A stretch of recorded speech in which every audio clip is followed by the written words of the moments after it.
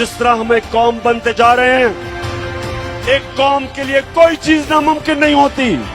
जब कौम इकट्ठी हो जाती है वो सब कुछ कर सकती है। अब कौम तारीख के फैसला कुन वक्त से गुजर रही है। चोरी और सीना जोरी से कायम, बेशर्मी और ढिठाई पर खड़ी ये मैंडेट चोर सरकार फिर से मुसल्लत हो गई है। या तो मैंडेट चोरों की इस माफिया सरकार को कबूल करके फिर उन्हीं अंधेरों में गुम हो जाएं, या सदाए एहतजाज बुलंद करके चोरों से अपना हक और अपनी हकीकी आजादी छीन लें। 10 मार्च बरोज इतवार तैयार रहें पुरअमन मुल्की एहतजाज के लिए।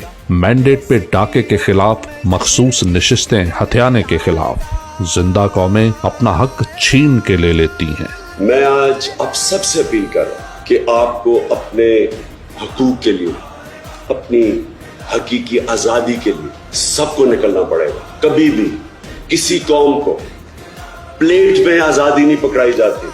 आजादी के लिए जद्दोजहद करनी पड़ती है, जहाद करनी पड़ती है, मेहनत करनी पड़ती है, और वही कौम फिर उसको अल्लाह तोहफा देता है आजादी का।